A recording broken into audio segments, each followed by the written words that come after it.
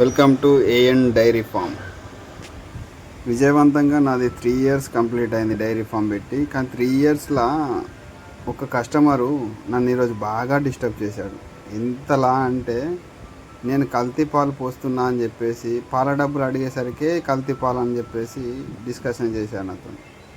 నేను ఎంతలా చెప్పినంటే డైరీకి వచ్చి చెక్ చేసుకో, నువ్వు ఇంకెక్కడైనా చెక్ చేసుకో, నా దగ్గర కల్తీ పాలు అసలు ఉండవు.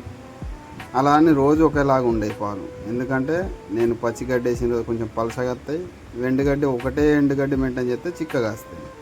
అంతే తప్ప మళ్ళీ పాలు తీసిన ఒక 3 అవర్స్ లోపే నేను పాలు అందరికీ డిస్ట్రిబ్యూటింగ్ చేసేస్తాను. అలా అర్థం చేసుకునే వాళ్ళకే నేను పోస్తాను, పాల గురించి తెలియని వాళ్ళకి పోయాను. కానీ పాలు తీసుకునే ప్రతి ఒక్కరికి చెప్తున్నా బ్రో, కస్టమర్లందరికీ దయచేసి పాడి రైతుకు రెస్పెక్ట్ ఇవ్వండి.